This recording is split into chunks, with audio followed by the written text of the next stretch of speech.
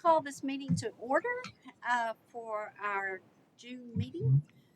Seeing no one here for public comment, we will move forward and come back if someone does show up since we're starting a little early.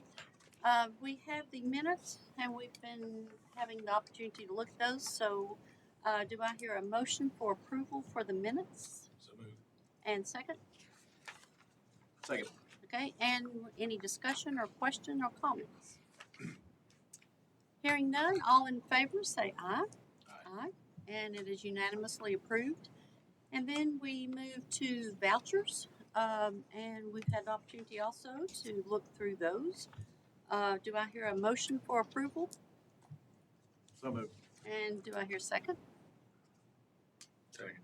Okay, and any comments, questions about any of the vouchers? Okay, hearing none, all in favor say yes. Yes. And that also is motion approved unanimously. And then the monthly reports. Do I hear a motion for discussion and approval? So moved. And second? Second. And then, Mr. Fay, will you walk us through those, please? Yes, ma'am, I will, and then I'll defer to Dusty in case he needs to correct me. But we're very happy, these statements represent April, and we had a tremendously poor April in 2023. Our net income for that month was a negative $316,000. So we're doing the happy dance with a net income of $70,000 in the positive range, and we continue to hit positive months, and we hope to end that way this fiscal year. So we're in a very positive position in electric with over $1 million year to date, and in water and sewer we had a very good month of 94,000, almost 95, and we're actual year to date on that in the plus position of 901,000. So April was a very good month for us. Dusty, do I miss anything, or do we need to add anything to it? I think you covered it all. That's all I have, unless someone has a question. Okay, any questions for Greg? Anybody? Okay, hearing none, all in favor of approving the monthly reports for April say yes. Yes. And that passes unanimously. Okay, the project status reports, they don't need a motion for approval, but will you bring us up to date, Mr. I will Payne? be happy to do that. And again, if I mess up, Todd will correct me. But we're looking at 3 projects that are ongoing, and they're all on schedule, or even some are slightly ahead. I can bring your attention to this, the villages at Hind Creek, Phase 1. This is Hollingsworth project up the road, and I can just tell you that from the signed contract to energizing, it was less than 3 months, and that really is stellar in anybody's book. From the time we got their contract to the time they have power, they're testing out their equipment now. Todd, is that right? Yes, sir. D.R. Horton, they were here at our last meeting, and they followed up with a meeting with Todd and I, and we had a great discussion, and we brought them up to speed on some of the things we do, shared with them some of the policies that we have. We showed them some comparisons with some of the other local utilities, and I think shocked and surprised was the best way to put that, wouldn't you, Todd? They were I think overwhelmed, and I'll show you a slide later on where I did some of that comparison that we showed them, and it really is it's a developer's paradise in terms of for utility here in Clinton. There's no doubt about it. So that's also going on, and now we'll do some work orders when we get to that, and it'll be for the next 2 phases of that project. But that's all I have, unless someone has something, a question on the project status. Just a general related question. What's your all's process for deciding what needs to be upgraded, replaced, or fixed? Do you have a lifespan? We have a 5-year horizon that we look at, and constantly update. And then strategically, we constantly look at what's actually happening day by day. So we record every outage, and we record the reason for those outages.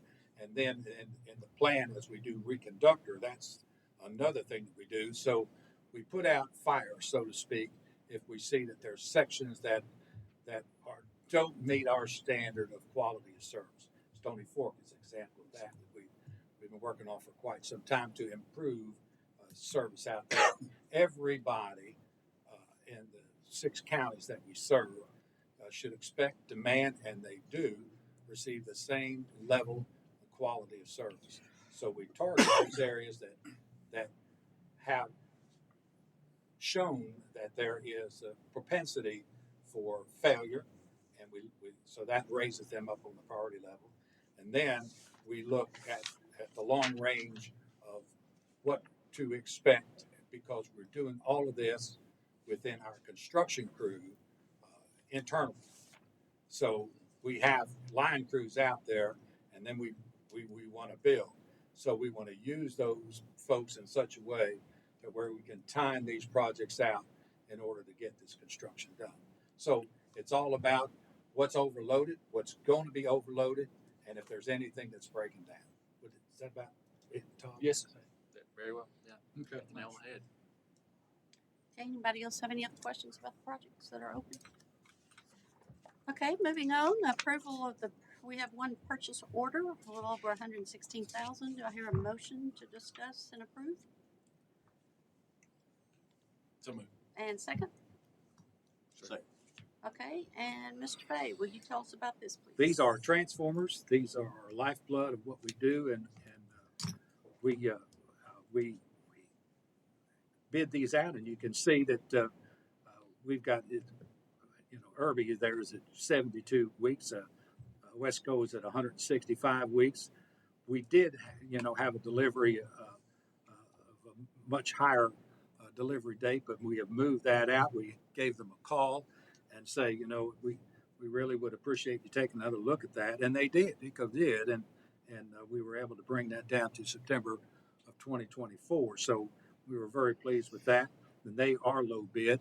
It didn't affect our cost for that relook on the delivery, and we recommend as the lowest and the best bid, $116,817 for these transformers. Okay, anybody have any questions about this or comments? That's amazing they can get it here in September. Yes, we were stunned because and money can make anything happen, Yeah. So we didn't want to pay anymore. We were even looking at December, which we could have accommodated all of that. But we asked them if they would take another look, and they called us back surprisingly and said, "Yeah, we did, and we can meet in September," and that did not affect our cost. Okay, anybody else? Okay, all in favor of approving this purchase order for transformers by Deco, say yes. Yes. And that passes unanimously also. And now we are going to the work orders. Do I hear a motion for discussion and approval of the work orders? So moved. And second? Second.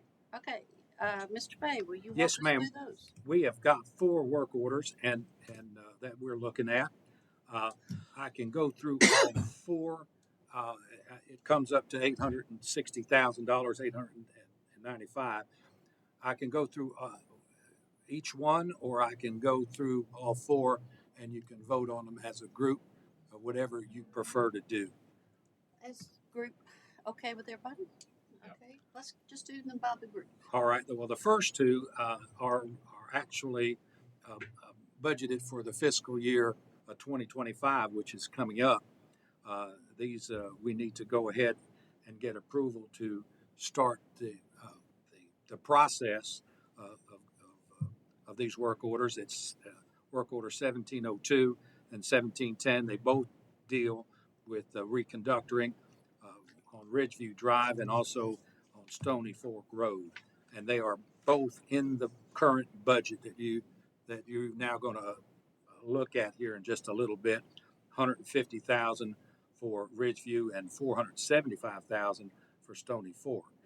The next two deal with phase 2 and 3 essentially of the villages at Hines Creek subdivision, and that's a project that we're the phase 2 is 90 lots that we're going to conductor through underground. I think we're working on that now, and also on 1718 the planned development, and that is the overhead. Is that right, Tom? No, sir, it's underground as well. I mean, the overhead to get to it. Well, no, the overhead to get to was part of phase 1. Right. Okay. The difference is the first one of those, phase 2, is the remainder of the section on the other side of Sinking Springs down next to the creek. Which is 90 lots, Which right? is 90 lots, yes, sir. And the planned unit development is a section between Sinking Springs and the highway that are going to be like townhomes.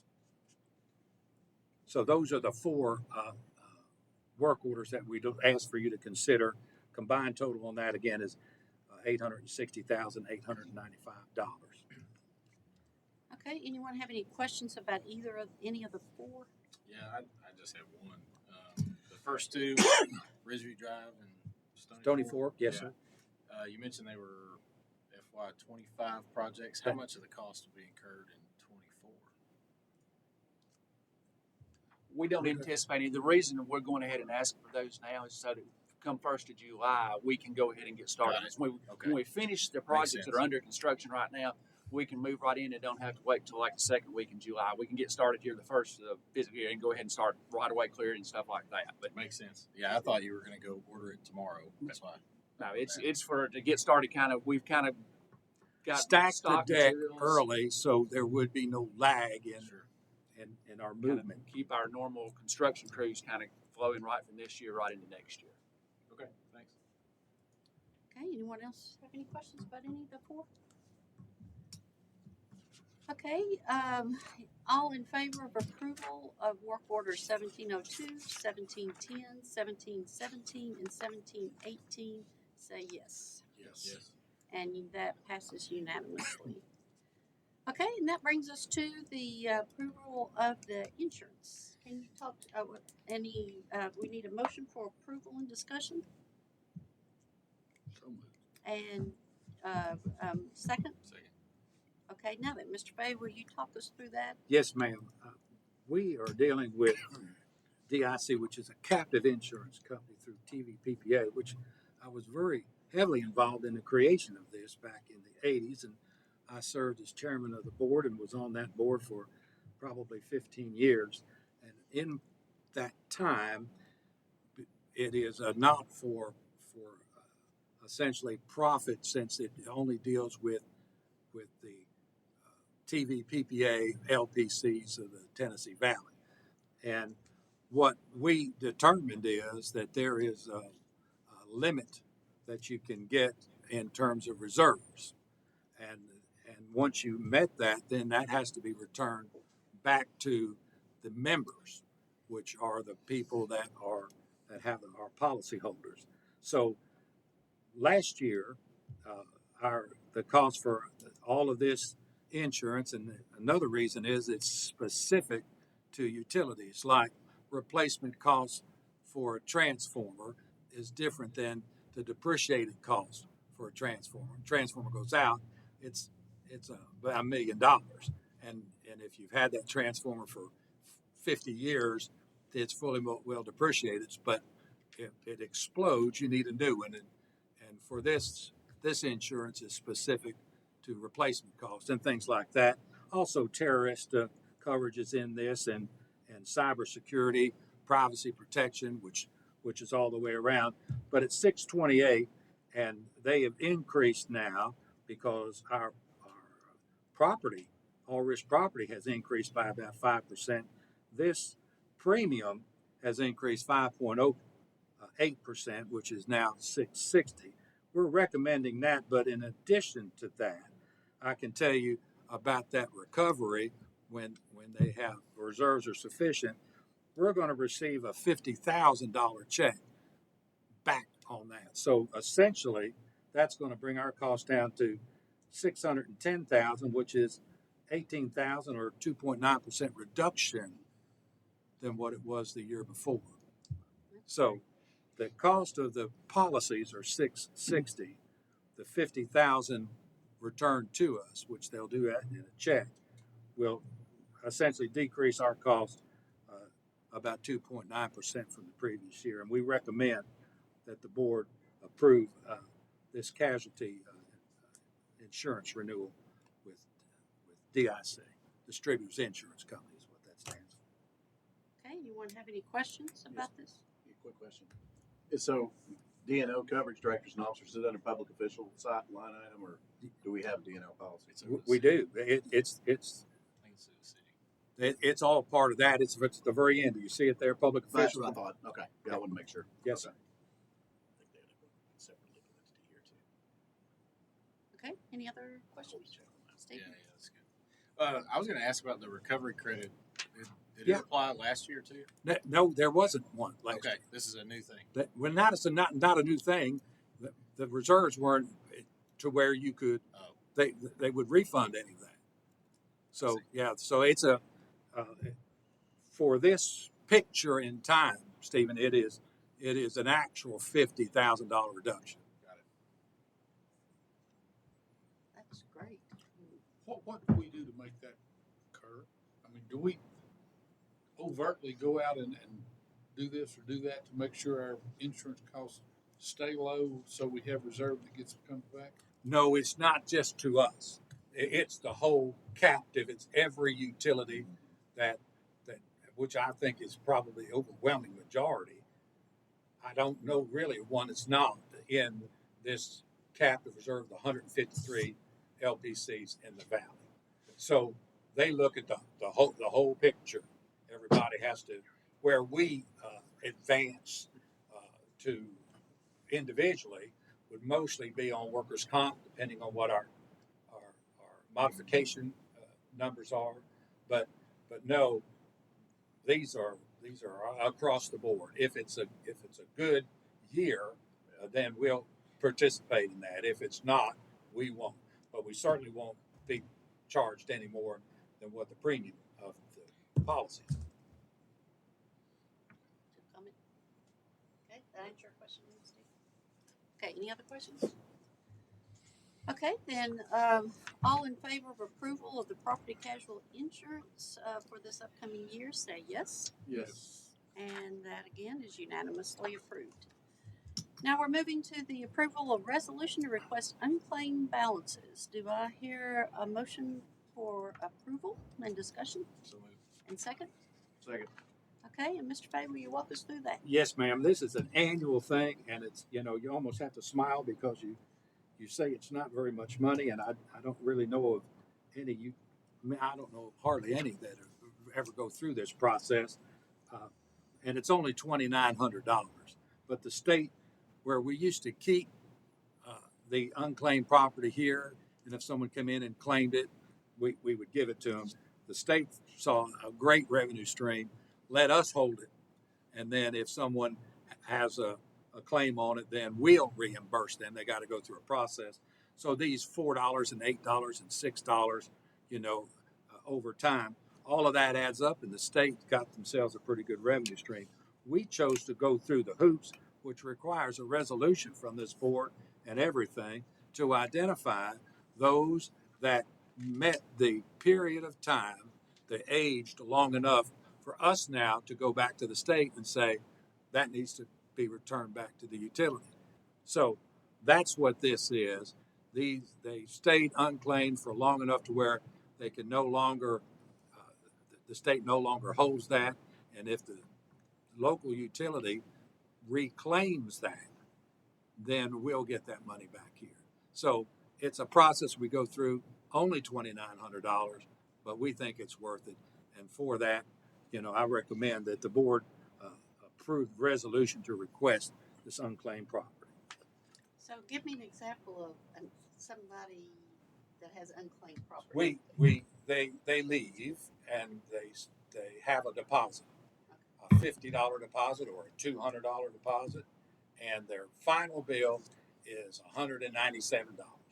That's $3 left over. we send them a check for $3. That check never gets cashed. So it's unclaimed, you know, and then we go through, I think it's 2 years, Dusty, am I right on that? I think that's right. About 2 years, and if it's still unclaimed, then it's recognized as unclaimed, and we add all of those up together, and we send that batch to the state. And then every year, as the window moves, 1 year falls out that the state now has had it long enough, and that year, whatever that balance is for those folks, we bring back here. And it's rare, but it does happen that even after that, someone will come in because they've been out of state for 7 years and their name pops up.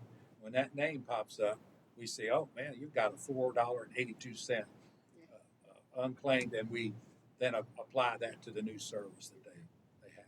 Is that about what we get every year back, about 2,000-ish? It's generally always less than 4. Okay, that's just interesting. Okay, any questions about that? Any comments? Okay, all in favor of approval of this resolution, say yes. Yes. And that passes.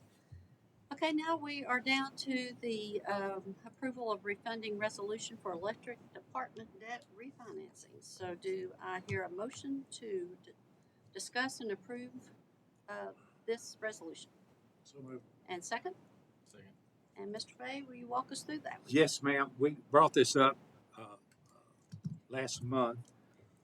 We have with Tennessee Municipal Bond Fund, who have been they're great folks. That Bone Sievers was the real captain of that ship for so long, and then we deal with locally Steve Queener, who we absolutely love. He has been always a supporter and a helper in every way that he can. And when we went for $7 million in electric, and that was 7 years ago, we got a great interest rate. And part of that, and that's through TMBF, Tennessee Municipal Bond Fund, and they worked that through First Horizon. First Horizon, part of the documentation had a put option in there.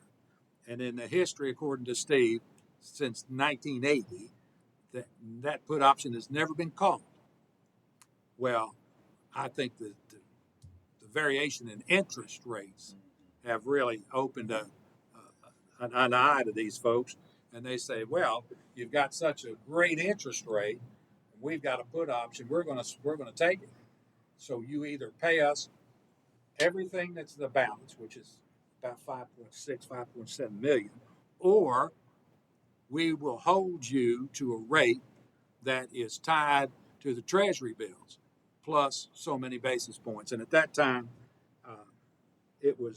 they're looking at somewhere about 5.8%. And that we thought, no, that's not going to go at all. And we asked them to take another look at that. And Mr. Queener, as an advocate for us, worked very hard to try to move them on that, and they were immovable. We even had help from the city because the city has reserves at First Horizon. And of course, there is no connection for the collaboration between the city and the utility, so there was no bridge that we could cross there. So they left it at that, and when they did that, we said, well, we have to go out and see what we can do better. And Dusty went through a lot of work with preparation for trying to get an RFP out, and we did get proposals back from Pinnacle, Regions, Truist, and Cumberland Securities. Now, Cumberland are very aggressive. They're a big company, and they did KUB, they've done La Follette, they've done a list of them. Dusty, I mean, who else locally? Harriman, City of Oak Ridge. Yeah. Pulaski Yeah, Electric. a lot of local. I mean, and again, they're very aggressive. They're saying now a competitive bid, they're looking at somewhere about 3.84%, but that we won't know until the day it closes. But when they gave us that bid, they've had closings even after that were at this or less. So we think it's it's a reasonable bid. We got bids from Pinnacle at 4.99, at Regions 4.98, and Truist at 4.58. And Steve, after browbeating another bank through the Tennessee Municipal Bond Fund, he thinks he can do 4.99. All of that to say, we are thinking that this Cumberland Securities is our best bet moving forward for the lowest true interest cost, which includes, all of the fees that are associated with getting the bond resolutions done and things like that. We think that all that will be put into this, and it'll look at that somewhere around 4.8, slightly above or slightly below that. So what I'm asking the board to consider, if they agree with our thought process on that, to allow us to move forward, and that's going to require involving the city, because we are under that umbrella, and I've already alerted Roger and Chris down there. With this going, that there'll be some paperwork that they're going to have to sign. The city won't have any obligation for this because it's all tied to revenue of CUB. So it's not a revenue and tax, it's just a revenue bond. So we think that's the best way to go. Leaving that, we're going to be, which we can if we do nothing, we're sitting there with Horizon Bank at whatever percentage the treasuries are, plus so many basis points on top of that. And that looks to be, in the upper 5%. Okay, questions, comments? You want to start?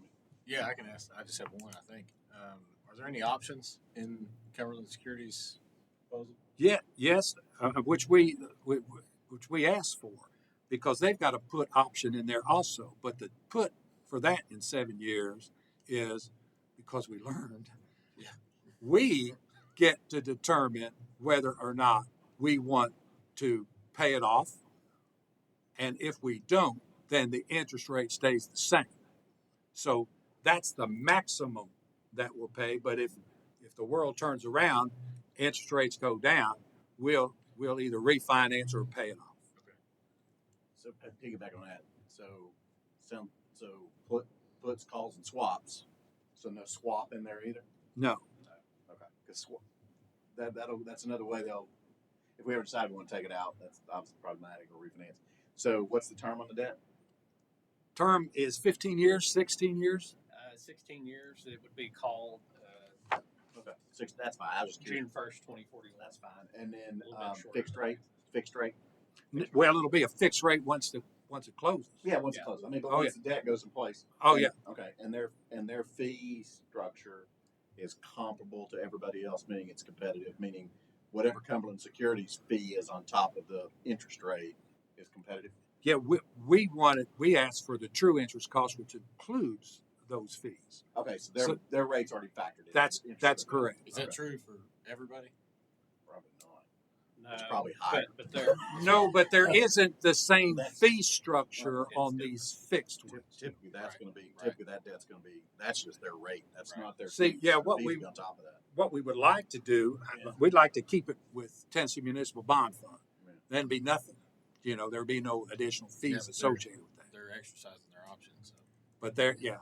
Yeah. And again, I mean, Steve came out yesterday, and personally, he's tore up about it. Sure. So you said they've chosen not to exercise their option until recently.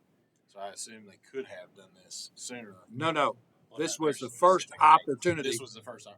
Okay. What they haven't done, or anybody at the bond fund since inception in the 80s, when Bones put it together, no bank, and they deal with a lot of banks, no bank has ever called for the put. None. In all of the years they've been in business. He's, Steve's telling me Bones turned it over in his grave, Yeah. on this kind of thing. So yeah, we are very frustrated with that. Apparently they got new management in at First Horizon, and they really became immovable because they saw an opportunity, because many utilities would just absorb the different interest rates than go through the process of bidding it out and getting a better rate, because it is a process. Okay, any other questions, Stephen? No, I'm good. Steve, got any questions on that? Okay, I think everybody's got every question answered, so, all in favor of approval of the refunding resolution, say yes. Yes. Yes. And that is, unanimously approved. Okay, now we are getting to the budget, which is our annual, time to discuss that, and I wanna thank Greg for the in-depth information that you sent our way. I know that took a while to get all that together, so, what I want to, tell everybody before we get in discussion and voting is, Greg's salary is in the budget because that is part of the budget, and by contract, he is, he gets the same, cost of living as everybody else. That's just part of his contract. What is not in here is the merit increase, and we will discuss that after we get through with the budget. And I think some people had wanted to do that, so we are going to do it that way. So we need a motion for discussion and approval of the budget for this year. Do I hear that motion? So moved. And second? Second. Okay, Mr. Fay, will you help us walk through this and point out the highlights that we've all had a chance to look through it? I know we have, but if you'll walk us through that. I will do that, and stop me at any time because I'll move pretty quickly visually, if that's all right. So the first thing that I want to have out there is that this includes a 4% standard wage increase, and that's based on what other utilities are doing. Sevier County is at 5, Plateau is at 4, Volunteer is at 4. They're all very close to us, but somewhere between 3 and 5 is what you'll see for most utilities. These numbers, and these are all unions. We don't have a union here, or we would have to be working that out with them. So we think 4 is a good number, and the Clinton is doing 4, according to Roger, and the 2% on top of that, because apparently they had a survey or a study done, and they're now in the process of boosting some of their of the salary. So essentially, that's a 4 and a 2 or a 6%. I talked with Mayor Frank, and that's the number that the county now is looking at. I don't know where they are on that, but that's the number I got. So that's what it's all incorporated within this current budget. I want to get that out right at front. Now I'll start with electric, if that's all right. Now, what we are mandated by contract with TVA, because they supply us wholesale power at a standard rate of all 153 power distributors across the 7 states. Then they require, with that mandate and the contract that we have, essentially operational integrity, fiscal responsibility, all of that for economic health, to make sure that the utility is in a healthy financial position where we don't overcharge or we don't undercharge our customers. So when we focus on in the budget for operational integrity, we're saying, do we meet that test? And that is, do existing revenue streams, are they sufficient to offset the escalating increases in expenses for operation and maintenance? The true answer to that is yes. The maybe is going to come with some of the discussion I'm going to have a little bit later in there. The fiscal responsibility for debt service is absolutely yes, and we've got the P&I set aside within this budget that reflect the additional potential interest costs associated with the P&I for any of the debt that we have. So no problem there. Economic health, do we have a positive net position? We do. We're forecasting $1.2 million in net margin for this upcoming fiscal year. So financial stability, and this is where it gets a little shaky because I'm going from a maybe to a no, and that is because we are being unable to have a consistently replenish the reserves for weather events. We had over $1 million in almost a 2 week period of time, and we have been unable to increase our revenue stream to supplement what I would like to see in reserves for not only existing capital projects, but also start to build a reserve back to be able to react to a strong weather event, which we know is going to happen. We just don't know when it's going to happen. So that's one of the holding markers that I have, and we'll talk a little bit more about that. But the process that we go through here, I thought it would be worthwhile sharing with you. We look at our capital outlay first, and Steve, that goes to some of what you asked. How do you arrive at one of these projects that we're talking about? We're just pulling them out of the sky, and that's not the case at all. We look at that, but we do go, what projects are going to will we be able to maintain our workforce with? What do we need to get done? What do we need to replace? What do we need maintenance on? And we have in this first little section what we have: reoccurring annual, then we do our distribution line work, any fleet additions and equipment that we need, any smart grid initiatives that we have, and then other projects that are outside of those areas. The first thing we always look at is what we call the reoccurring annual, because these are standard things: new services, transformers, reclosers, replacement of poles, security lights, and things like that. They're in that top section, and that's on page 2 of your interest assumptions and notes. You'll see a separation between this little top section and what's below it, because that top square is reoccurring. Now, pre-COVID, that top section was of 1.5 million. In 2023, which we have the actual numbers on, that we don't have 2024 yet, but in 2023, the actual was 3.1 million, and that is up 137% just for those reoccurring.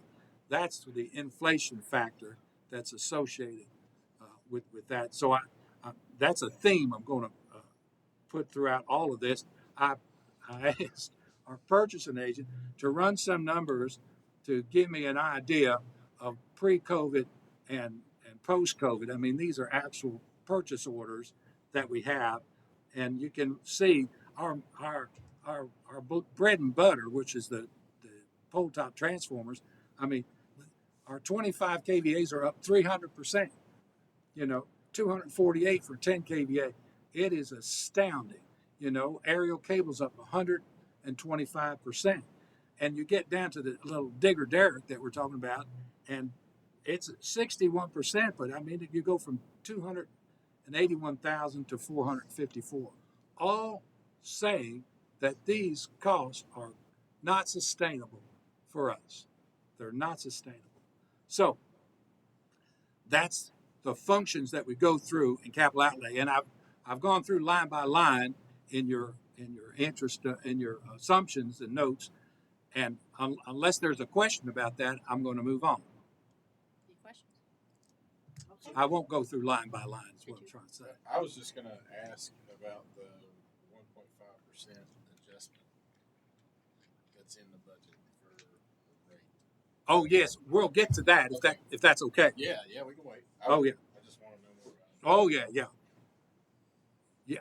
I'd like to I wanted all that information available to you, so I don't ambush you here at the end, But what I'm doing now is familiarizing you with the process that we go through on the budget. We just don't. When I first came here, and that was back in the 70s, they put 6 to 10% on every line, and that was the next budget for the next year, which only took about an hour and a half to do, So we don't do that anymore. So now we're into revenue expense. We get into net margin. How do we arrive at net margin? The first thing we have is FERC, Federal Energy Regulatory Commission. And this is a book, this is a Bible book, and this thing is very old, and now the words are so small you can hardly hear it. But we were required to run our business with the chart of accounts that the Federal Energy Regulatory Commission has for us.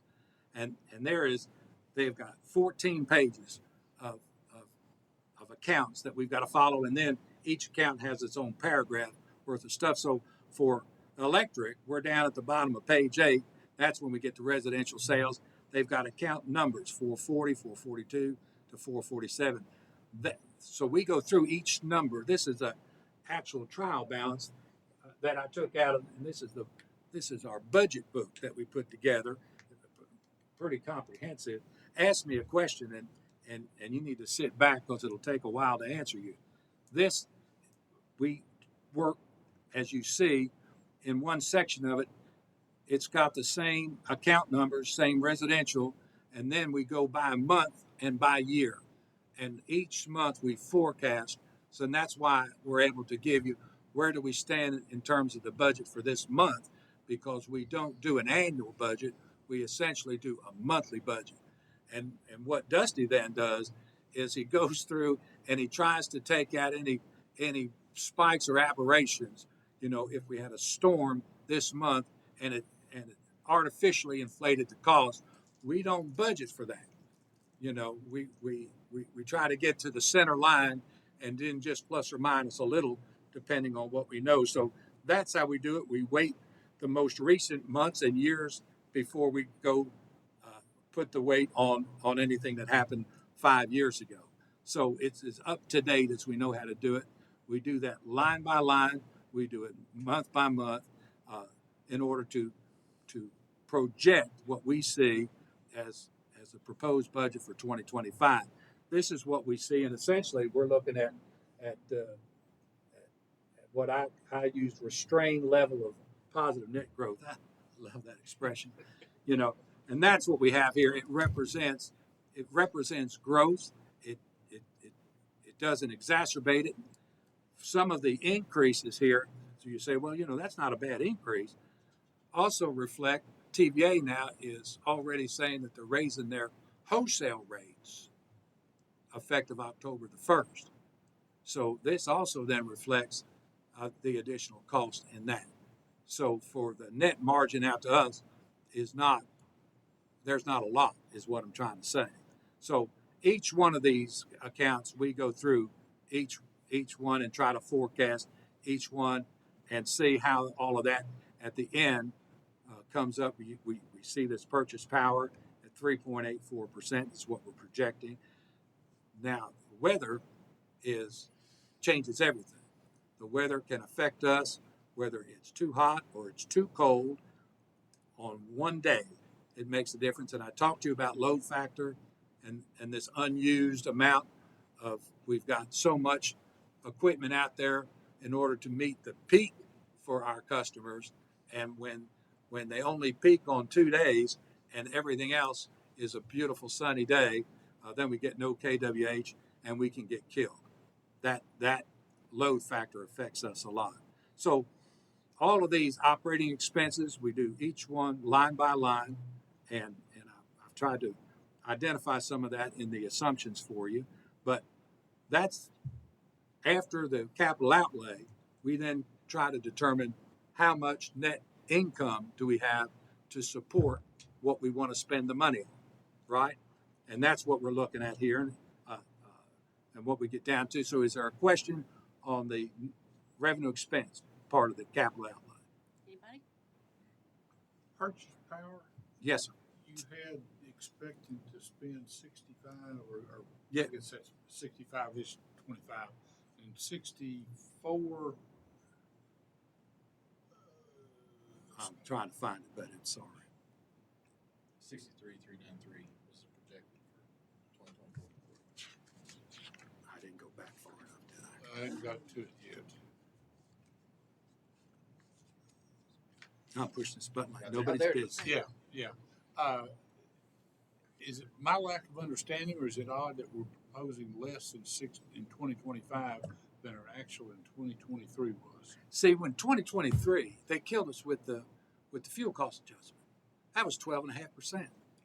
I mean, that's a 12.5% hike in purchase power costs for us. So it's not that way anymore. We don't have, okay, that changed back. Well, yes, until they shoot it back up again, but we're not anticipating that. That was an aberration. I'm telling you, they caught a lot of grief. We caught a lot of grief on that. It was tremendous. It affected us tremendously because there was no plan for that. And we have a fuel cost adjustment every month that they put on us. Every month where they buy, whenever it's an addition to what their base load is, and then they charge us for that, and they got caught short, and they had to buy on the spot market, and it was so high that they pushed it 12, wasn't it 12.5 of them, remember? 12.5%. In the peak of winter during that year, customers saw 18 to 20% increase on their bills. Right. That FCA spiked. And of course, we got nothing on that. That all went to TVA. So that's why it's that way. Thank you for asking. Steve's question reminded me something I did want to ask. With this being an election year, do you think that would affect any of the power costs? No. Have we looked at previous election years or anything like that? No.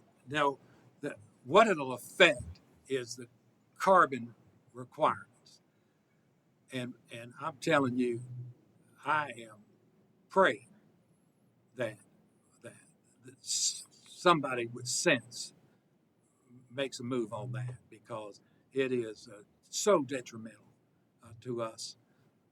The emphasis, even in Tennessee, on EVs and EV stations and things like that, and they ask us, and I tell them, our grid will not support that. If you wiggled your nose and everybody had an EV, what a great thing to have. You're going to have a diesel generator to charge them up. I mean, it's just so ridiculous.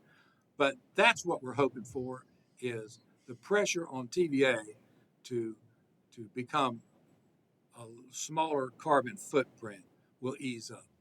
And if that eases up, it's going to ease electric prices for everyone.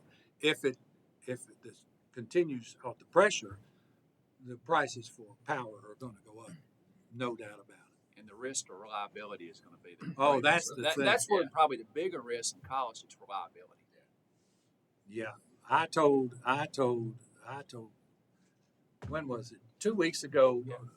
We met with Jeff Lyons, and I told him, buddy, as a friend, you better not have any rolling blackouts. You just better not.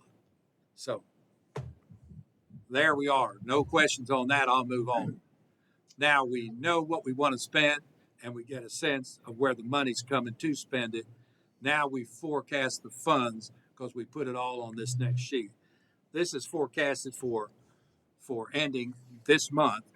We look to have about $3,163,000. That's what we're looking for. Then we take this debt reserve of $279,000 out in order to pay P&I on our debt service. Then we do a net margin provision, which is $1,234,000, and then we add back depreciation because it's not a cash item, but it works through our P&L statement, and that's $4.8 million. So available for this next fiscal year, we've got almost $9 million the way we calculate. So what comes off of that is we take that $9 million and we butt that against our $7.2 million in capital outlay. This is what we think, all things go well, and of course that can move too, depending on the weather and everything else. Oftentimes we leave things off, and even this capital outlay has things that are not going to be due until 2026. Some of those big items, even though we budget for them, we got to order them, we don't have to pay for them until they come in, and they won't even come in on this fiscal year. So $7.2 million in potential capital outlays. And that leaves us at the end of June next year with about 1.6 million. And I'm thinking that's too low. And I'll show you why. That doesn't include any rate action. So what we have is a clean budget that has sufficient reserves to pay the debt and cash left over. And I'll tell you, I'm going to be telling you why I don't think that that's enough. Annually, when we look at this, when we review this, all of us do every year to evaluate whether or not there needs to be any local rate action. The LRAs is what the acronym on that is. So, and that's based on our financial condition, what our capital goals are, and advice from TVA and our rate consultant, Chris Mitchell. We look at all of that. Now, TVA, for any local rate action, we have to go through a process of filling out an application because as our contract with TVA says, they want to make sure that we have fair rates, which is a good thing, because some utilities have a rate structure where they've got $40 and $50 million in reserves, which there's no way you're asking current ratepayers to fund future projects that they're not going to benefit from.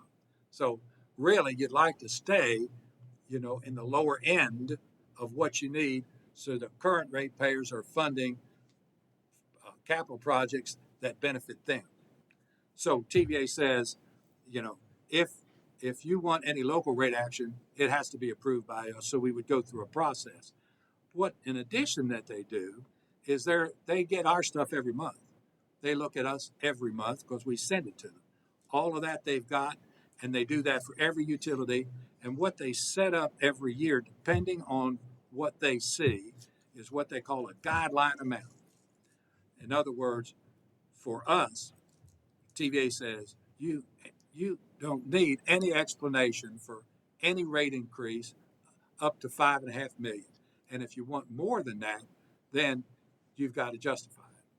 So they're saying for us, we've got a window opportunity of up to $5.5 million. Now, what they recognize is, and the reason it's as high as it was $3 million something last year. They're looking at 12.25% over this 2-year period is what they've raised their rates because they're facing the same inflationary pressures that we are. And our material costs as much as 300%, but probably more about maybe 1.5 or twice as much. But some things are as much as 300. And labor costs for right-of-way, that's increased 30% over 4 years. So what I'm going to ask the board to do is to authorize me to engage with TVA and implement this following local rate action.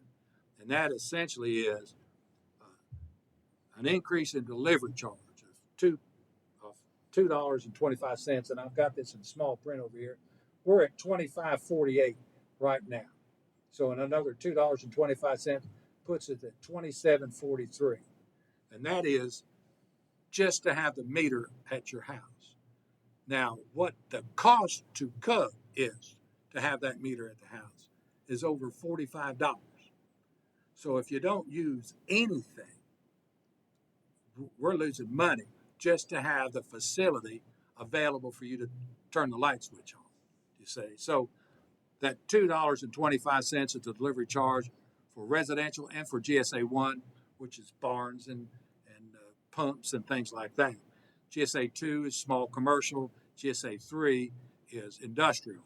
And OLs are the outdoor lights. Now you see, you get into GSA 2, that's energy, not delivery charge.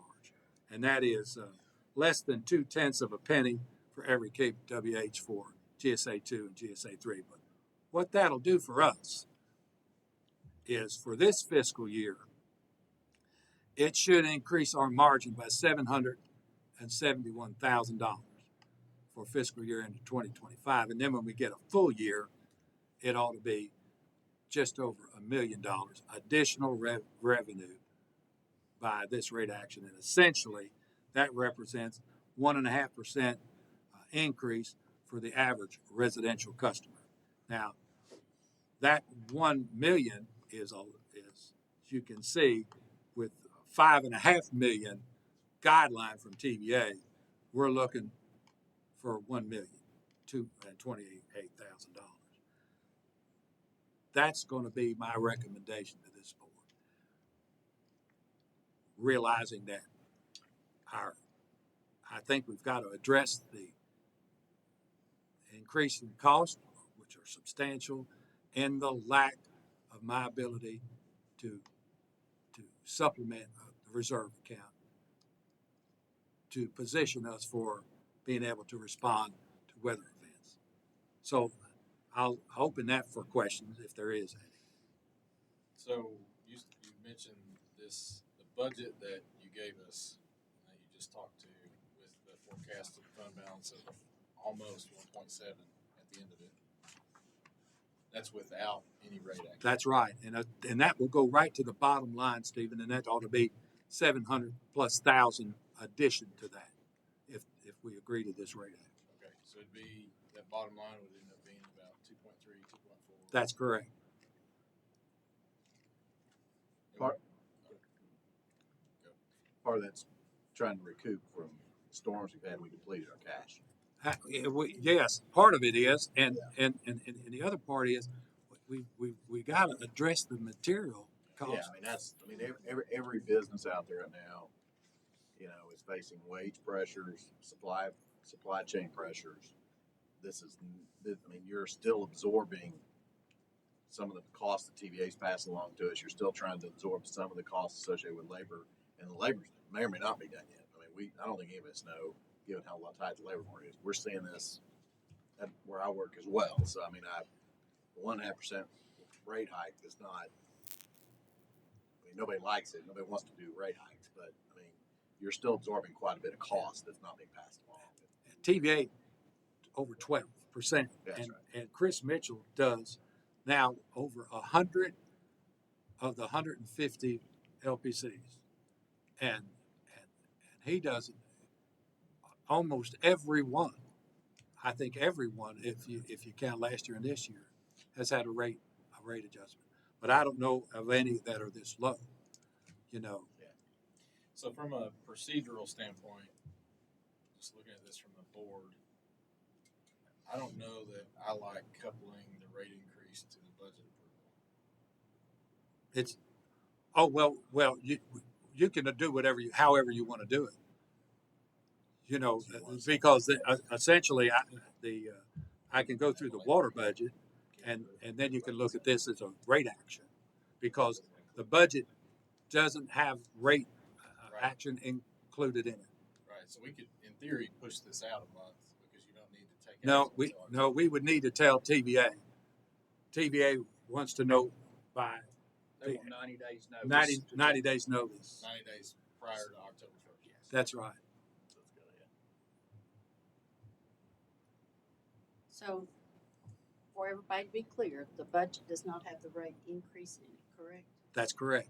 Okay, and you have certainly laid out the reason, and I agree with Mr. Clapp. It's not that we want to. I don't see how we can afford not to, I guess is my thing. But Stephen, you're thinking you want two separate motions? What is Yeah, I just, to make it cleaner from a minutes and a procedural standpoint, it seems like they need to be voted on separate, but I could be off base. This is my first go around with the budget process here, so.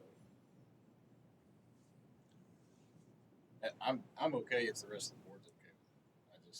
It seems like two different recommendations, two different motions. If it's all right with you, Madam Chair, I'll just finish the budget, then we can approve the budget or not, and then we can raise the issue of whether or not there'll be local rate action or not, because essentially all that'll do is change that one line and to reflect. I think we're all going to get to the same spot. I think you're just saying, Stephen, you would like to see it two separate votes. And what do you think, Steve? That- Okay, How we need to do it, fine. Steve, are you opposed or? I don't care either way. I have a question though, once you all get through that. Okay, If everybody's fine with leaving it in, that's fine with me too. I think, Again, this is my first Okay, go around well, with this.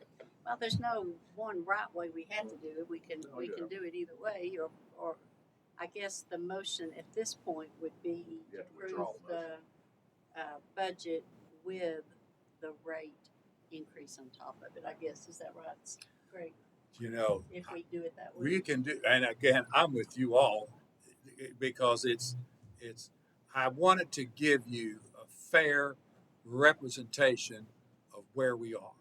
And you can say, someone could say, well, you've got net income, you've got cash, you know, that you're forecasting, although you can see the drop, you know, from one year to the other. And my responsibility, I feel my responsibility is to inform the board about yellow lights that I see or red lights. And I see this as we are absorbing the increases in inflation with our reserve.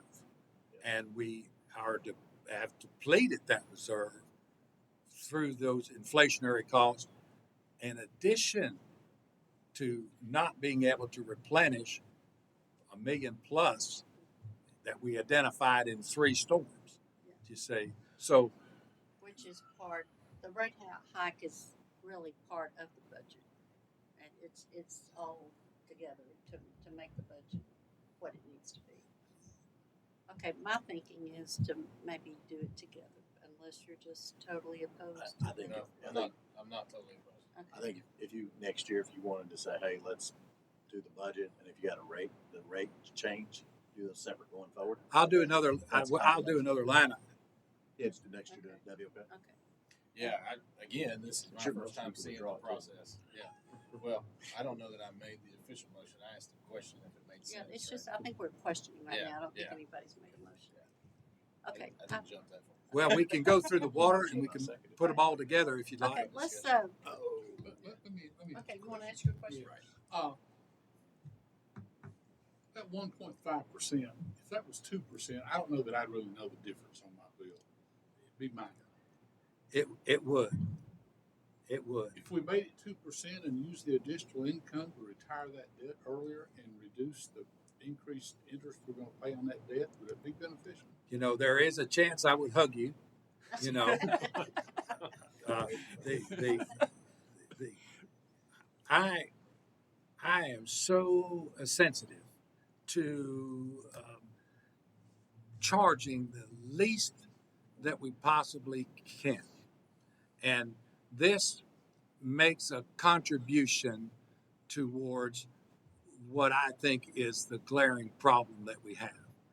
Now, accelerating that is always a good thing. Of course, that's all a board decision.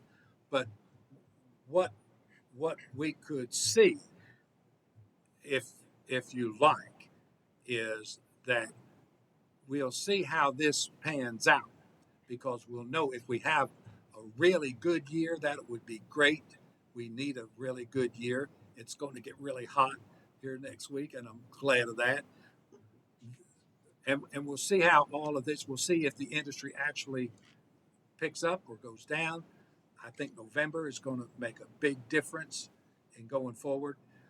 I don't think we'll be hurt this fiscal year. We can revisit this next fiscal year and see, or if there's nothing that says that we can't look mid-year, you know, and do something, have mid-year action if we want. But this is the minimum that I see that makes the contribution towards the problem with the finances. Anything in addition to that would be great. And again, there's certainly room between the $45+ of what it cost us to have a meter at your location and now the $27, assuming that this rate action goes into effect.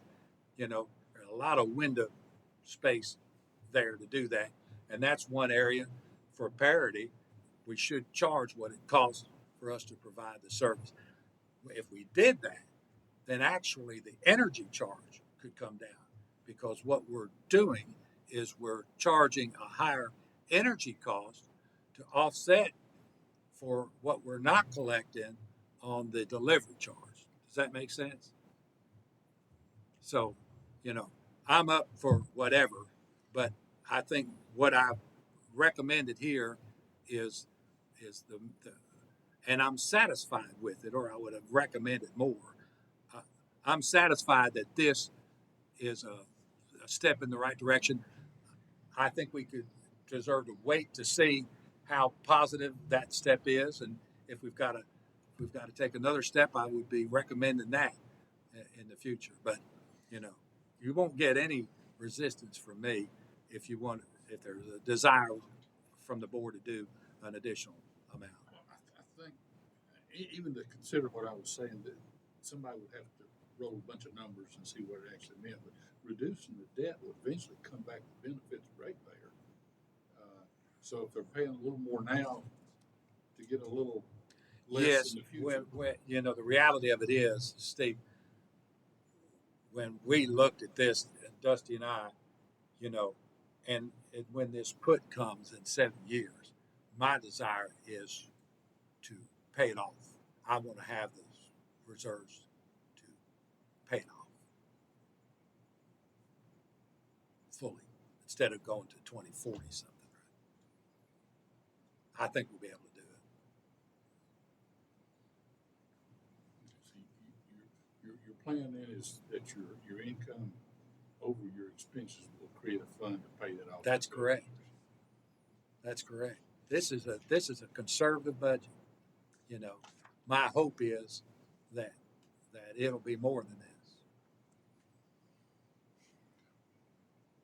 Okay, since we're just in the discussion stages, nobody's making motions right now, I think these are valid points that have been brought up. But that's a lot of work that's already been in the budget if we start changing percentages. Oh, I can do it. We can do that. I can do that. You take a break, and I can have all of that done. I like your theory on Yeah. why you did 1.5%.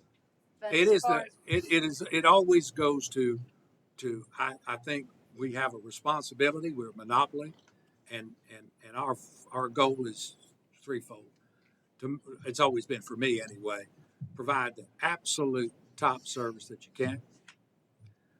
Provide the lowest cost that you possibly can to charge for that service, and then the quality. In other words, what hits you at the house and the reliability needs to all be put together. And we've got all of that. We've got the best service, we've got the best reliability, and we have the lowest cost. And I think this really complements that, but it recognizes the reality of costs going up 2 and 3 times. And as you said, this is a forecast. It's a an forecast. increase. But back to Stephen's suggestion, that is a good suggestion. I think that if you have a line item in the budget that says rate increase, and it could be 0 or it could be whatever Right. it is, but that would make it clear, I think, for everybody now and in the future, and then we know whether there's an increase in the budget. So I'm hoping there won't be one next I year. know, but that was a good idea that Stephen had on that. Okay. Shall I go on to water? Sure, go on to water. All right. No more questions. We've done that. Water and sewer. Unlike the electric, but in the same tenor, we are now under the state where electric, it's federal and it's also TVA, 7 states. Water and sewer is now just under state authority. And the state has established this board, and the board is responsible to make sure that there is justifiable rates that are reasonable, that will ensure the financial stability of the utility, the debt service, and to maintain a positive net position, which is good. I think it's a good thing. It's a good oversight, and I support that. So they're looking at that all the time too. We're not left out on our own. So when we focus on this budget, operational integrity, we've got that because our costs now are not in excess of what our revenue streams are. So we're fine with that. We don't have any debt, so that box is checked. Economic health, we have a positive position. We're forecasting 521,000 in net reserve coming off of this next budget. All good for us. Just like electric, we look at capital first. What is it that we need? One of the big things we've got coming up is the city streetscapes, where electric we're serving across so many counties, essentially water and wastewater, we're pretty much confined, other than Claxton, into the city. So whatever happens in the city impacts us, and that city streetscapes is a big deal. We've got reoccurring annual there, and we look at our mains, our sewer stations, our wastewater improvements, fleet additions, and all of that. That's a big thing. And I told you about considerations with ACWA and Norris. Those are ongoing. Those will impact this tremendously if we're now going to pick up more from the north end of the county. It's going to require us looking at expanding our wastewater treatment plant. All of that is in the hopper, and I'm prepared to assure that our ratepayers are not going to pay for advantages to either the county or the city of Norris or Rocky Top or anybody else that jumps in on that. Fair all the way. It's got to be a win for everybody. But that's out there, and I'm thinking that's going to come to a head pretty soon. We've been going through. I mean, they've got engineers now doing analyses on all of that. So I'm thinking sooner or later I'm going to come to you, and I'm going to say, here is what we think is a workable solution. That is a master plan for how to deal with wastewater, which is the number one issue for development across the county. And Cub is in a position to make a positive impact on everybody else. Nobody wants sewer. Nobody. And I don't blame them. I don't want it. I don't want it. Now, we've got reoccurring annual stuff like that, and we've got increases in costs. I'm going to show you that in a minute. But you've got everything line by line on capital for the sake of time. I won't go through that unless somebody saw something they want to ask a question about. Any questions on sewer and water? On capital outlay, Yes, capital outlay. Okay. I'll go through, and it's the same deal, but I'm going to go through it quicker. You're used to seeing this on the revenue and expense statement because first thing, what is it we want to spend, and then how do we get it? And you can see this is much more restrained in what our projections are also. We had a pretty good year. We're forecasting one for 2024. We're hoping to have the same kind of a positive impact going forward on 2025. All of that changes if the situation changes with the county and with the city of Norris. Our good friends, by the way, in Norris. So, operating expenses increase about 6.5%. We're projecting. Interest income might drop a little bit because we'll be spending some of that money on this streetscapes. So, we're anticipating $521,000 in net income, and you saw where all of that's going. Unless you've got a question, I'll get to how that all comes together under this funds available. Same deal, but I didn't put the animation on there. I hope you don't mind, but it's the same deal. We've got $6.8 million that we think we'll have at the end of June. We're going to add back our capital contributions to that. This is the streetscapes, $2,151,000. Because we're getting grant money on that, but we're going to have to pay over $1 million. Then that's going to come out of our reserve. Our net margin and provision for depreciation at 521 and $1,199,000 for that. It all gives us $10,700,000 available funds for capital projects. We're looking at 5.9 million in capital projects because of that streetscapes. That's over, how much is that, Greg? You know, 1.9. 1.9, which is not the total cost of the project. That's our contribution towards that project. For Cub, including the grant, what are we Correct. talking about? 2.5, right? The grant's right around 1.8. The grant is, portion of it. Yes, so you add the grant to the 1.9, right? I'm softballing here, buddy. Three All right. 3 sevens again. Thank you. Forecasted funds available at the end of 2025 is $4,700,000. Now that decreased because of that contribution to the street. Assuming that we're going to do that, and that's TDEC has been a real fit for Roger down there.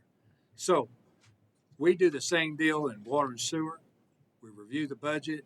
We determine if we have a recommendation for rate adjustments. Now, these are some of the same purchase orders, pre-pandemic, post-pandemic. You can see 200%, 148%. I mean, you get it. That's PVC pipe. You know, it's gone up that much. You know, what we're doing at the wastewater treatment plant, you can see, 159% in chlorine, and at the water plant, we're looking at sodium and all of that. I mean, it's just gone sky high. Gate valves, 100%. So water obviously is stressed under this too. But what makes the difference is our reserves. We have tremendous reserves in that. But I wanted to take a half a second to go through, because MTAS, who we rely on, and they are the Municipal Technical Advisory Service for all of the utilities, water and wastewater, and I need to make this point. They recognize that the only funding sources, because we have no tax coming in. There's no sales tax, there's no property tax. Everything is generated by our rates and fees. And they say that user charges is what you sell. Tap fees, service fees, penalties, and late charges, and surcharges. That's our sources of revenue. They are specific about tap fees, and they're saying cities should consider that the new customer or developer is connecting to an existing plant system for which they have not shared any cost.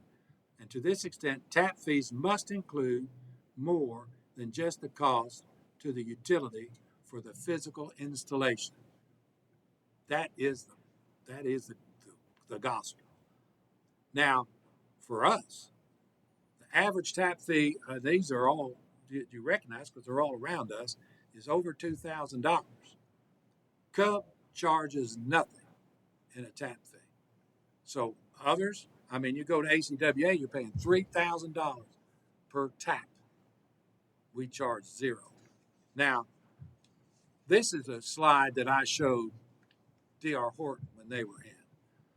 If you build on Cub a new development, per lot at LCUB, you're going to pay $3,870 per lot up front, a check.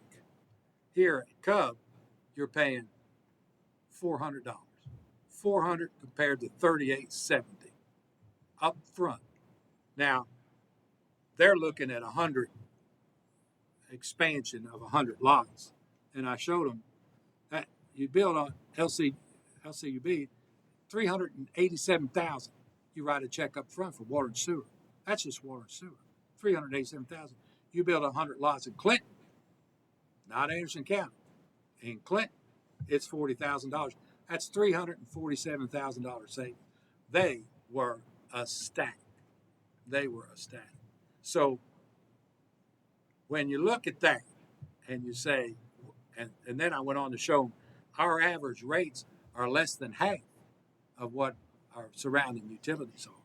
I mean, with $3,870 at LCUB, they still are 33% higher in their rates than what we are.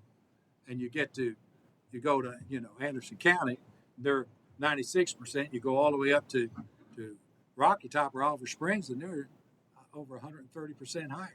So all of that to say, they're saying for development, there's nobody that touches us.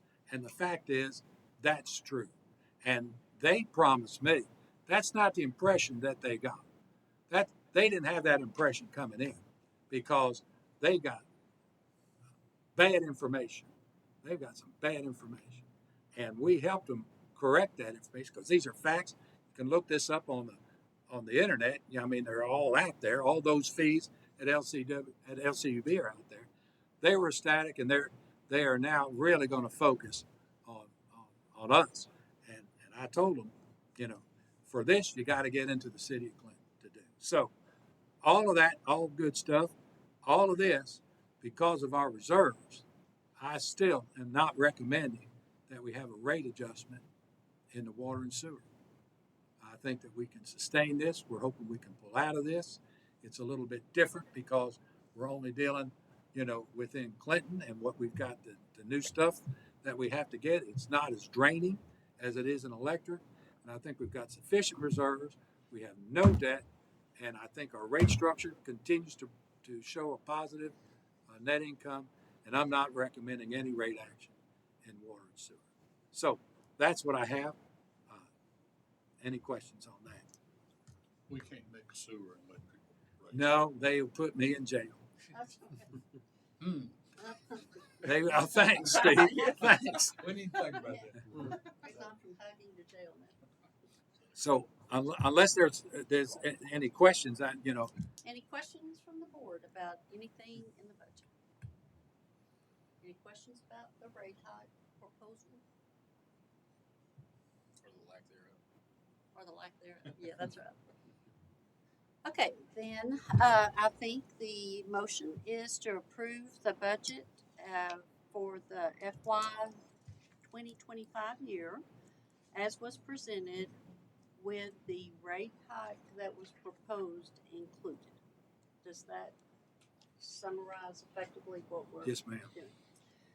Okay, we have a first and a second on this, and I think this is such a big deal. We need to have a roll call. And we're going to start right here. Mr. Combs, yay or nay for the approval of the budget? Yay. And Mr. Clapp? Yay. And Mr. McNally? Yay. And I also add my yay to that, so it is approved unanimously. Thank you, Greg, for all that background information so we could understand that better. Okay, and that moves, we've got one more piece of this. I think, Stephen, you said this is your first year on this, the budget process. But what we have typically done is based on our general manager's annual review, we've always given him a pat on the back financially for a job well done. That would be,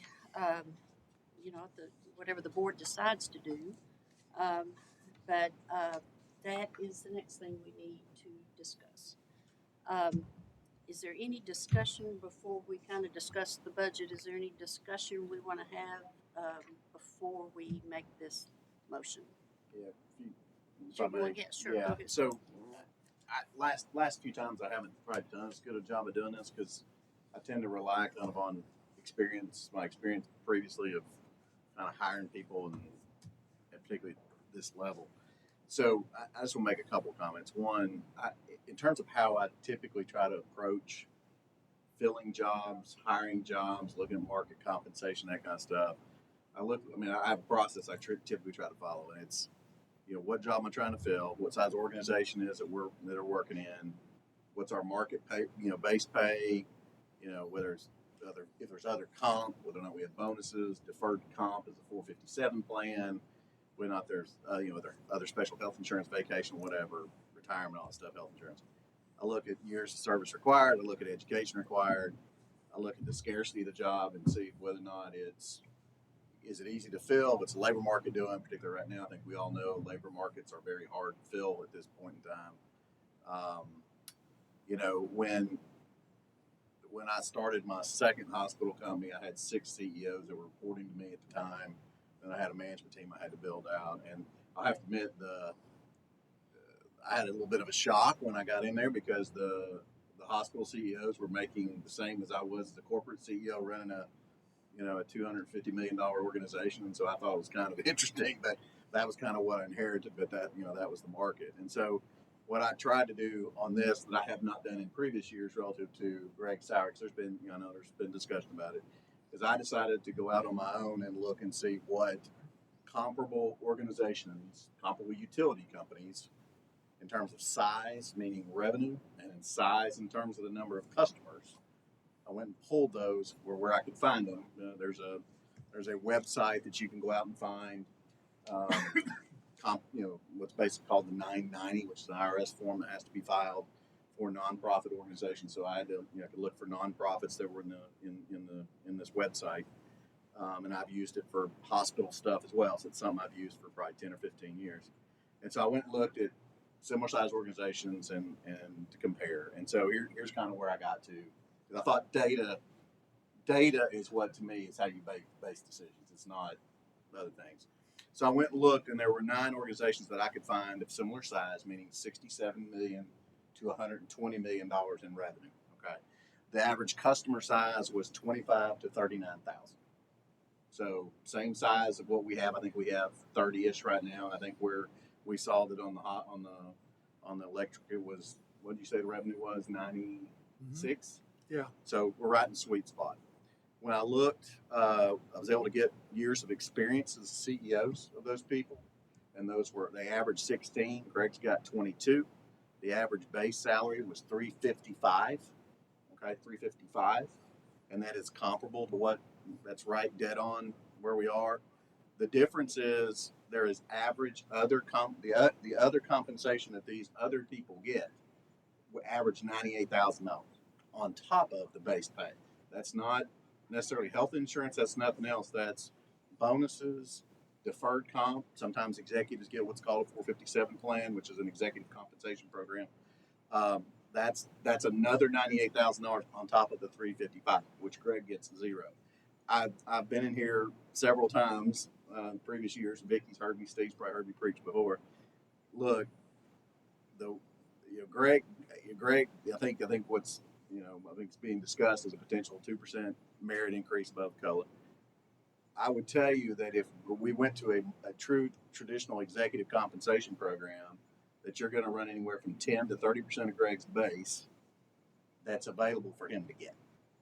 And so for me, I've said all along, I think Greg was undershooting himself on what he asked for in terms of renegotiating kind of what I would call a merit increase, and that the numbers would be higher if he went with more of a traditional comp package like most CEOs I've had in my lifetime for 15 years and what these other utility companies have. So look, I just put all that together because I think I had not done that before and gone out and looked at the market to kind of figure it out.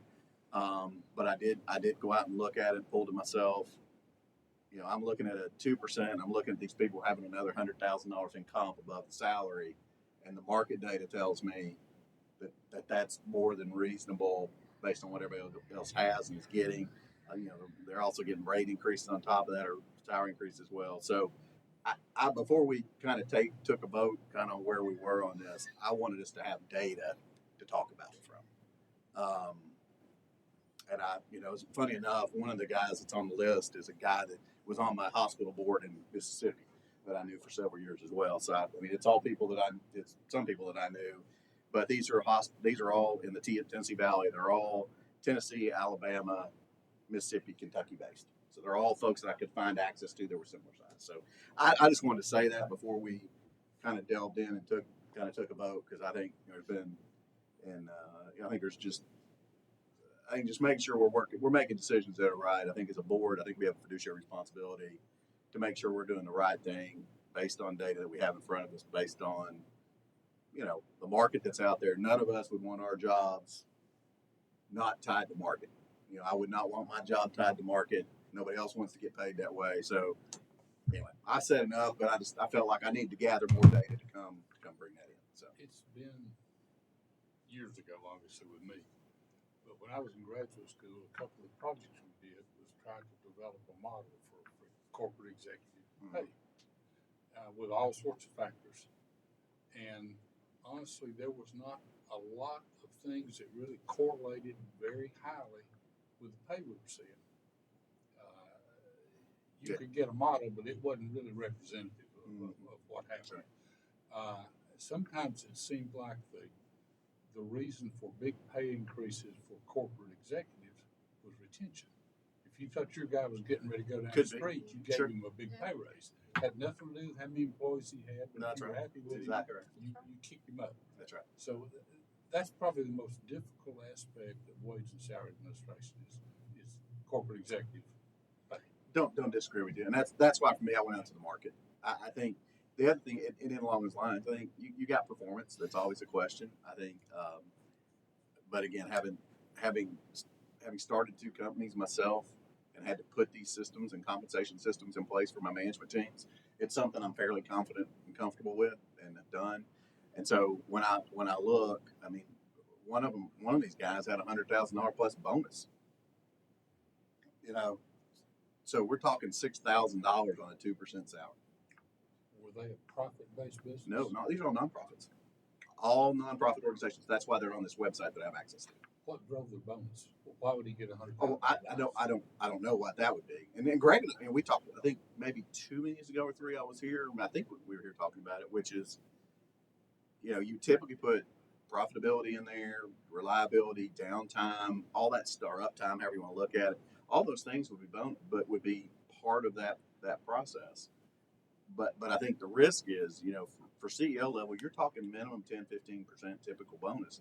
This person's was 25 or 30 that I saw. And so, and on top of it, they've got deferred comp. I mean, there's another 5 to 10% of what is deferred comp, which is basically they're beefing up the retirement over there above what you typically pay your employees.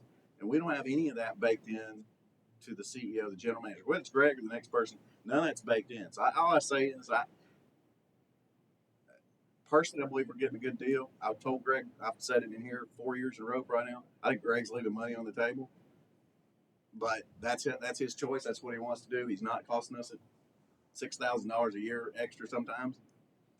I just want to put on. I felt compelled I needed to say something and have some facts kind of behind it. Okay, as opposed to whatever was going to drive a decision. So, Okay, thank you. sorry about that. I didn't mean to take No, something. no, that's fine. I want to piggyback off what you said because I have been in this process several years. And I think when the discussion comes up about a merit increase or Greg's salary, I think we start comparing apples to oranges. And I think whatever business each of us are in, you have to compare salaries to the other people in that business. And you can't compare educators to engineers. And we kind of get off track, I think, sometimes. We need to compare apples to apples and oranges to oranges. And in this case, it's general managers of utility companies that we need to look at, not another branch of industry. So I would like to encourage the four of us to think about a merit increase based on a pat on the back for a job well done, which is what all companies and businesses do. But just like what you said, Greg's at the low end of comparison when based on what you've If you said. look at years of service and et cetera, I mean, there are, So if I think you had mentioned, did you say 2%? I mean, just I'm out discuss. before we discuss. I'm happy to make a motion, but I Well, don't I mean, cut off the schedule. I thought you said something about that. Yes, just now, I did. But anyway, I did mention two. to put this in perspective, that would be about 7,500, I guess. Is that ish? 7,500, 7,000. Okay, that's not a whole lot to be. That is a lot of money. However, for what he does and a job well done, and I read through that. I know you all have done too everything that he's done in the past year. I would like for us to consider, what we as a board do for our one and only employee, and the good job that he is continuing to do. Did you have something you wanted to add to that? I don't have very much data, but I think Greg's base compensation falls in between KUB and Lenore City, which is about where it ought to be. Now, I don't know what the number is. In fact, I don't even know what Greg's salary is. Well, that's what I was gonna. I mean, my first question in this process was gonna be, what does the data tell us? because we don't have it itemized like the rest of them, and I don't know what the industry pays. I have no idea. Yeah. Because this is the last meeting in my first rotation, Yeah. right? So Yeah. for me, I don't know what's comparable yet, and I'm not saying that No, you're good. scapegoat or anything. This was helpful, and from a compensation standpoint, the midpoints are very important typically. Yep. So I don't even know what the other utilities that are comparable make. Yeah, that was. So Well, I was going to ask that, and you kind of helped me a little bit. And with that's- some of the. And that's data why I that went you and pulled. That's why I went and pulled it because I But- thought but again, we need it's- something. It's mixing industries. Too. No, it's all this. It's all utilities. This is just. I Oh, thought you said no. it's hospital company. No. I'm telling you from my previous hospital experience, Okay. we had no. This This is is all. all utilities. Yeah, it was on. Yeah, I mean it's. Okay. Yeah, I mean there's 9 of them right here. Okay. Yeah, they're all electric companies. All of them. Yeah, can we look Yeah, at sure. it? It's right there. Well, I appreciate you going and looking. Well, I for mean, that. look, That is- I had that's talked good. about it. I Yeah. mean, I've kind of gotten to the point sometimes where I realize, I kind of take some stuff for granted because of work experience or whatever. And so I've realized now I got to kind of step back and go. Sometimes, depending on work experience, people just have experience that don't. So for me, it was let me just go pull the data because I think that's the best. You're right. It is kind of hard to get to, but if you look, that's why I tried. I didn't go get big companies. I tried to get a sweet spot of where we looked. These are ones I could find that are on there. So I think you referenced some nonprofits. Oh, yeah, with I- the chart that these he was these are all talking from. nonprofit electric companies. All of them. Yeah. They're all Like us. and they As all we are. publish. They It's all the same publish, thing. They're all TVA. they all publish at 990. They're all in TVA's service area. So they're all in the South. They're not skewed by New York or California or Texas or anywhere else. It's all people around here. Right. So But that is interesting that on top of salaries, that there's a big package for oh yeah, there's everybody another is packet. Yeah, set that for- that to me, I mean, look, that's partly why I Yeah. wanted to do it. The Yeah. salary told me that's kind of where we were. That, we were at what I would consider the average of those. Now you had one guy I think that left in 2020, and so I don't have full data. And the problem is you only have the 2023 data is 2022 because that's when they reported. Some people hadn't filed their 2023, so I had to use 2022. So there was a couple in there where I used the 2022 data because that's the most available. But look, I just felt like to your point, we needed some data. Yeah. I would be more concerned if we were at the top end off the chart. That obviously was, but for like-size organizations, like-size utility companies with similar customer bases, we were, and you can see, we're dead. We're dead in the middle. We're $3,000 off the midpoint. So that's why I didn't bother. So, but I thought data would help us. So. Okay, anything else, Steve, you want to add to a discussion? Well, the reason I asked for this last time, this is Greg's list of what he thought his accomplishments were this year, as a way to say, okay, is it 1%, 2%, 20% we give? When I got the list from Greg, it sounds great. I mean, Greg even needs a day at the fair or a plaque on the wall or a street name after him. Obviously, a lot of things Greg does are fantastic. But I was a little disappointed in this list of accomplishments when I go back to his contract and when I pull the resolution that her board wrote, which between the two are all of his duties and what the expectations from the board are for him.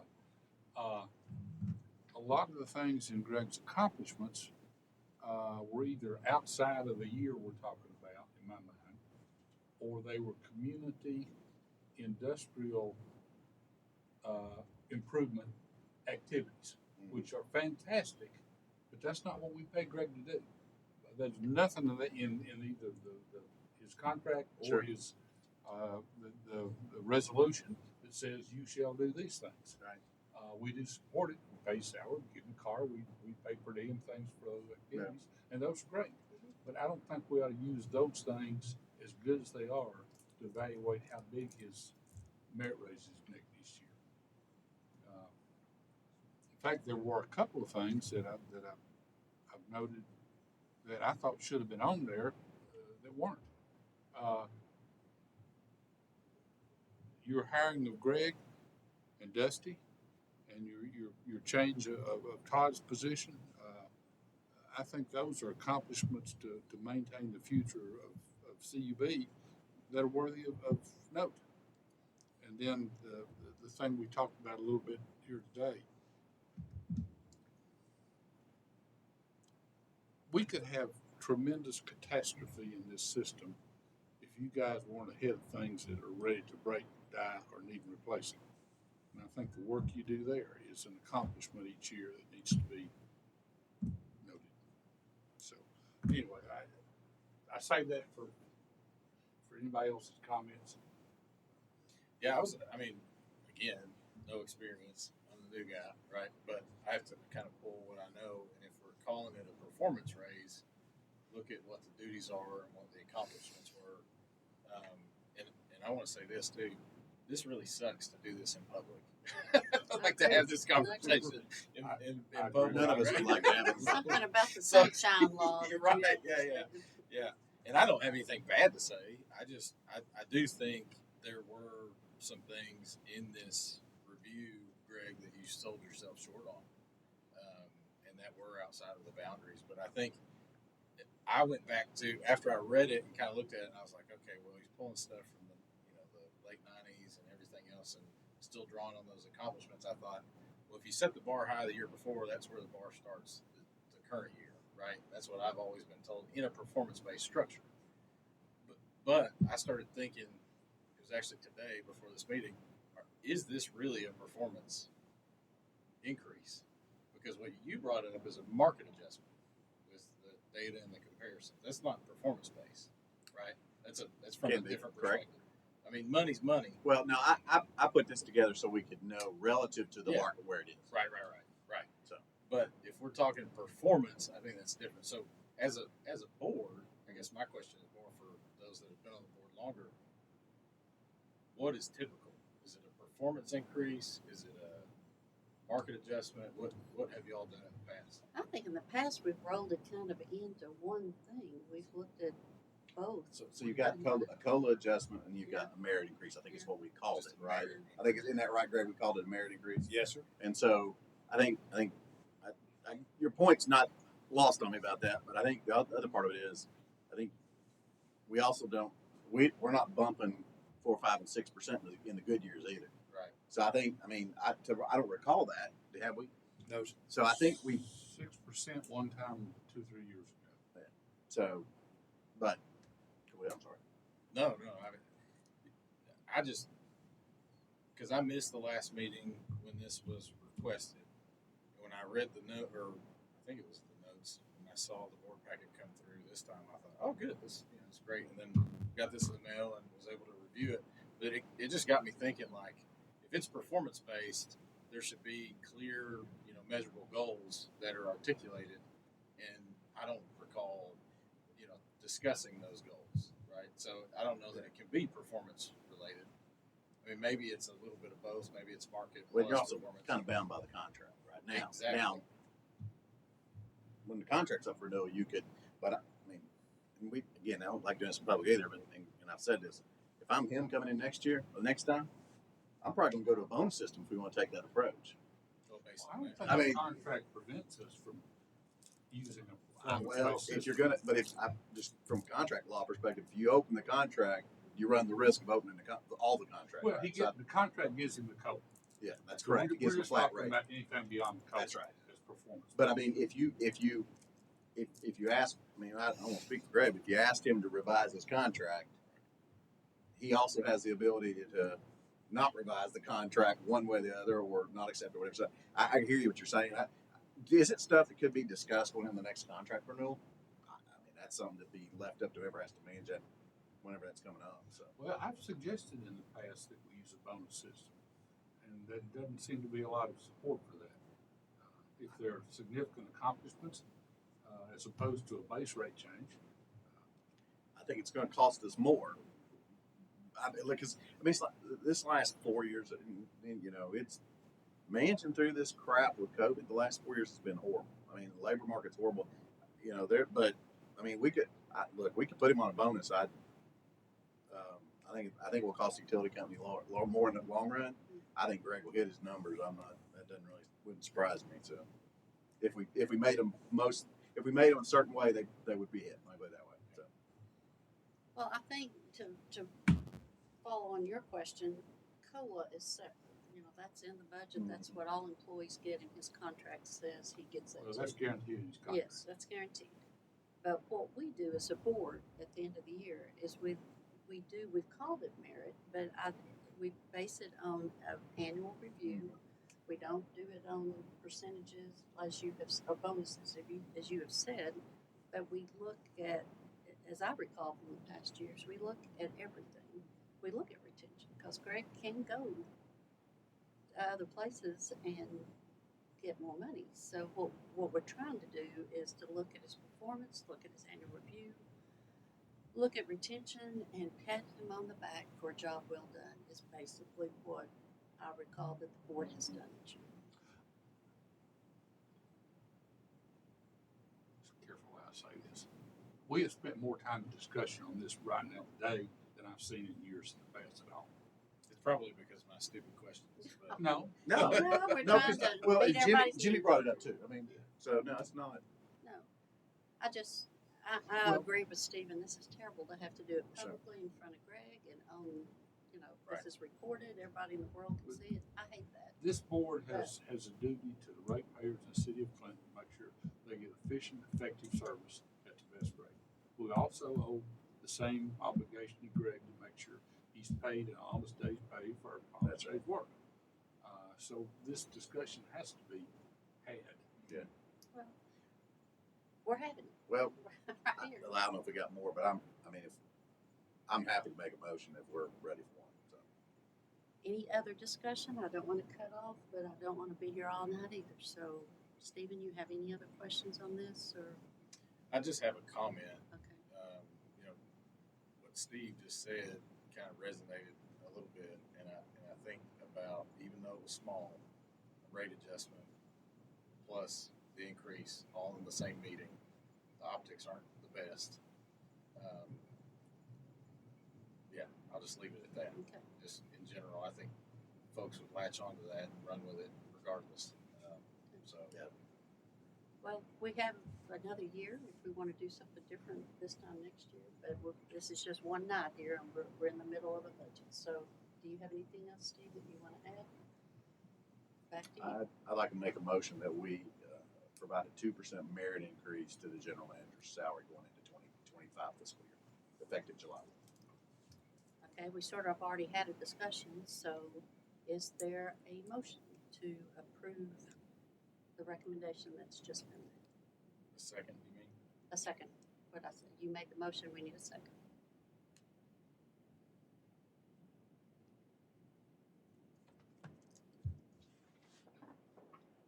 I'll second. Okay. And now we can vote, and I'm gonna hold my vote off because we have 4 instead of 5 here tonight. So, and I think again, this is important to do a roll call vote on something this large. So, Mr. Combs, yay or nay? Why don't you start down there? I'll start. I'd rather be a Charlie. start. White. Yay. Okay, we have a yay. Okay. Stephen? Yay. Mr. Combs? Yay, and I make the 4th yay, and that passes with a 2% merit increase. Okay, now then, thank you for that. Make one additional comment. Okay. I think y'all's points are well taken, and I think listened to as well. I think going forward or maybe some further discussion we can have about stuff. I think that makes sense. But you brought up some good points tonight. That's also why we got the data. I thought we needed some data because there's too much going on. Yeah. Mr. Fay, thank Yes. you for your work. Yes, Yes. thank you very much. 3 of y'all, thank you for your work. It's been a Yes. hard year. Yes, It's been a rough 4 years for everybody that's working in these COVID environments, and y'all are doing a great job. Thank you. totally agree. Amen, everything he said. And we do have one more item, the other business, so. Yeah, Mr. first, Fay? if it's all right, I'm gonna take a personal moment here and thank the board for the professionalism that you show. And I think that, and I appreciate, I certainly appreciate the nod towards the job that I do. I take it very seriously, and the people that work for me take it very seriously. And we appreciate that. We need the support of the board. And anytime we fail to meet that, then shame on us. And if there are things that would value to the board in a different level, I'd like to know what those things are. And that's a target for us to shoot at. This is an honor for me to serve in this position for this community and this utility, and it's been that way my whole life. Thank you, Greg, for all that you do and your team also. Could I make one comment, Greg? And you don't have to answer this. Just think about I stopped drinking a long time ago. it. I've never been in an organization that its chief department managers didn't share in the merit raise system as above code. You've got some good people that do a lot of work for you. We do. I would suggest you think about including them. Every employee here has a timeline. We track every employee. Every employee gets evaluated. And in that, we have the beginning salary. We have what we consider a top out, where they are in all of that, the steps that they need. If they're new in their position, then I adjust them because I get an opportunity to navigate what they're doing and evaluate. And so sometimes it's the first 3 months, 6 months, 9 months, 12 months, 18 months, and then every year. So everybody's at a step in every place that they are. And I have been manager over 20 years, and never has anyone ever asked for a raise, because I'm on top of that like nobody's business. So they know that, you know. One time, I won't mention his name, but he had an opportunity to go somewhere else, and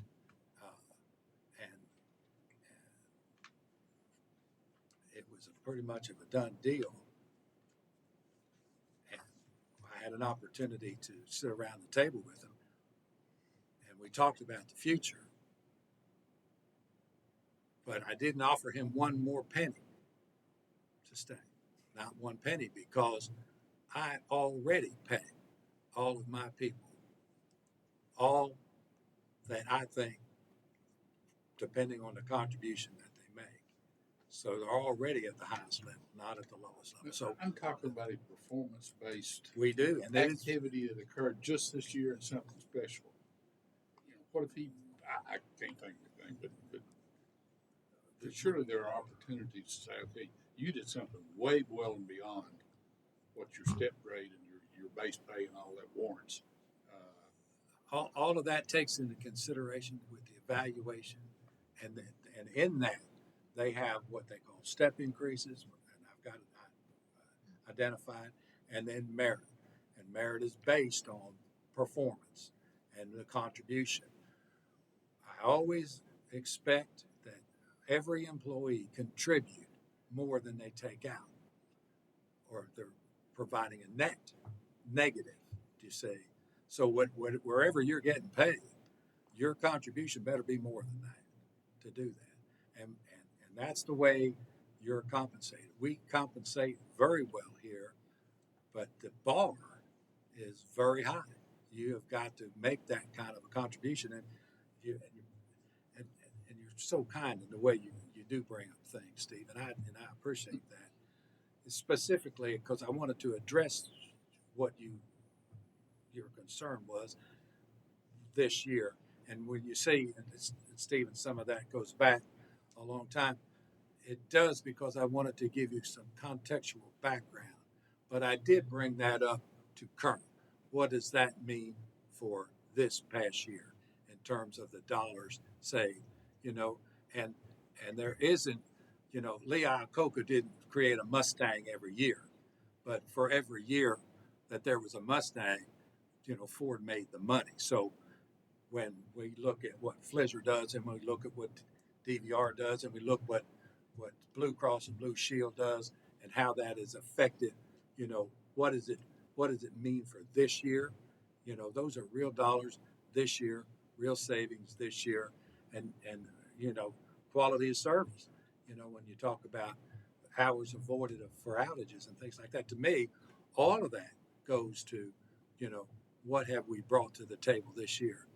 I always would expect and hope and really try to earn the board's appreciation for the contribution that I make, and it should be always in excess of what the compensation package is coming back out. I make a lot of money, and that's one of the reasons why I'm not, you know, we're not trying to wring out every dollar, but you know, people that are touching our system are their basis was over 500,000 that touch this system that are smaller than we are. So, you know, there's that out there. And I appreciate you looking at the utilities. You were much more comprehensive than what I did, and I appreciate that. But I don't ever want to feel like it's a begrudging, you know, I hate that we have to pay that boy up there so much money. I want you to feel like you're getting a bargain, you know, because in my mind you are, but that doesn't count if in your mind you don't see it that way. I want to perform and provide whatever level of performance that you say, well, this utility is superior. We don't want to be middle. We want to be at the top end, you know, and by every metric that I know and our peers recognize, we are leading the pack, you know. So that's where I'm at. Thank you again. It's what I started to say, and I can't do that in a minute. So I have nothing more to say in other business. Thank you. Okay, anybody else? Steve? Steve? Okay, then the meeting is adjourned.